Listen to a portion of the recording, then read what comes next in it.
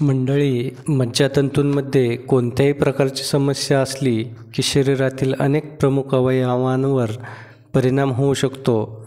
पण आजकाल खाण्यापिण्याच्या चुकीच्या सवयी आणि चुकीच्या जीवनशैलीमुळे लोकांना मज्जातंतूशी संबंधित अनेक समस्यांना सामोरे जावे लागते. आपल्या शरीरामध्ये सर्वत्र शिरा ह्या पसरलेल्या असतात, तर बऱ्याच वेळा ह्या शिरा ब्लॉक होतात. तर नेमके शिरा ब्लॉक होत असल्याचे संकेत कोणते आहेत हे आपण जाणून घेऊयात.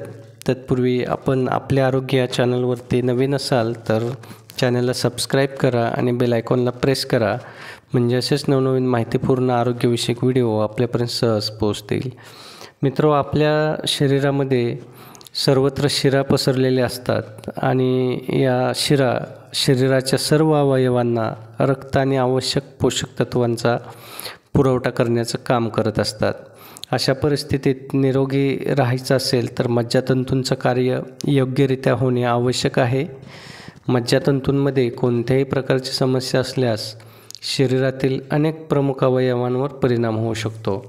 पण आजकाल खाण्यापिण्याच्या चुकीच्या सवयी आणि चुकीच्या जीवनशैलीमुळे लोकांना मज्जातंतूशी संबंधित अनेक समस्यांना सामोरे जावं लागत आहे.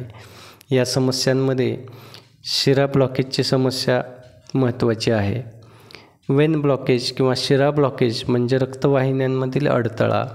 यामुळे शरीरात रक्ताभिसरण नीट होत नाही, रक्तवाहिन्यांमध्ये अडथळे येतात. याला चुकीच्या खाण्याच्या सवयी, शारीरिक हालचालींचा अभाव, लठ्ठपणा, उच्च कोलेस्ट्रॉल, धूम्रपान अशी कारणं आहेत. आणि यामुळे जर शिरा बंद पडल्या तर हृदयविकाराचा झटका, पक्षाघात यांसारख्या आजारांचा धोका वाढतो. नसांमध्ये अडथळा निर्माण झाल्यास शरीरात काही लक्षणे दिसू शकतात. ही लक्षणे आपण जर वेळीच ओळखली तर शिरांमध्ये अडथळा आल्यावरती कोणते नेमके लक्षणं दिसतात हे बघूयात. यामध्ये पहिलं आहे छातीमध्ये दुखणं. रक्तवाहिन्यांमध्ये अडथळा निर्माण झाल्यास एखाद्या व्यक्तीला छातीत वेदना किंवा जडपणा जाणवू शकतो. वास्तविक शिरांमध्ये अडथळे निर्माण झाल्यामुळे पुरेशा प्रमाणात ऑक्सिजनयुक्त रक्त हृदयापर्यंत पोहोचत नाही, त्यामुळे छातीत दुखू शकते. ही वेदना सौम्य ते गंभीर असू शकते आणि सहसा छातीच्या मध्यभागी येते. अशी लक्षणे दिसल्यास ताबडतोब डॉक्टरांशी संपर्क साधा. श्वास घेण्यात अडचण.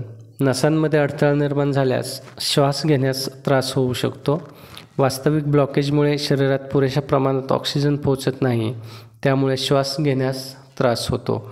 शारीरिक हालचाली करताना ही समस्या अधिक जाणवते. थोडीशी मेहनत करूनही श्वास घेण्यास त्रास होत असेल तर ताबडतोब आपल्या आरोग्यतज्ज्ञांची आपण मदत घ्यावयाची आहे. हात आणि पाय थंड पडणे. जर तुमचे हात आणि पाय नेहमी थंड पडत असतील तर ते शिरामध्ये ब्लॉकेजेसचे लक्षण असू शकते. खरं तर ब्लॉकेजमुळे रक्ताभिसरण नीट होत नाही, त्यामुळे हातपाय थंड पडू शकतात.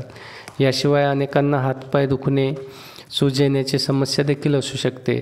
जर अशी लक्षणे जाणवत असतील तर आपण आपल्या डॉक्टरांचा सल्ला घ्यायचा आहे. तीव्र थकवा आणि अशक्तपणा. अत्यंत थकवा आणि अशक्तपणा जाणवणे हे देखील शिरामध्ये अडथळे येण्याचे लक्षण असू शकते. वास्तविक रक्तवाहिन्यांमधील अडथळ्यामुळे हृदयाला रक्तपंप करण्याची अधिक मेहनत घ्यावी लागते. यामुळे व्यक्ती पुन्हा पुन्हा थकल्यासारखे आणि अशक्त वाटू शकते.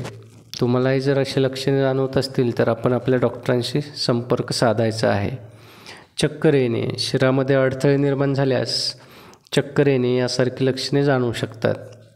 वास्तविक ब्लॉकेजमुळे मेंदूपर्यंत पुरेसा ऑक्सिजन पोहोचत नाही, ज्यामुळे चक्कर येणे किंवा बेशुद्ध पडणे अशी चिन्ह दिसतात. आणि ही चिन्ह जर पुन्हा पुन्हा दिसत असतील तर आपण आपल्या डॉक्टरांशी ताबडतोब संपर्क साधायचा आहे. तर असे वेगवेगळे हे संकेत शिरा ब्लॉकेज होण्याचे आहेत. यापैकी कुठलाही संकेत आपल्याला आढळून आला तर आपण आपल्या तज्ज्ञांशी किंवा वैद्यांशी, डॉक्टरांशी संपर्क साधून योग्य तो सल्ला घ्यावायचा आहे. मित्र, व्हिडिओ आवडला असेल तर व्हिडिओला लाईक करा, शेअर करा. चॅनलवर नवीन असाल तर चॅनलला सबस्क्राईब करा. धन्यवाद.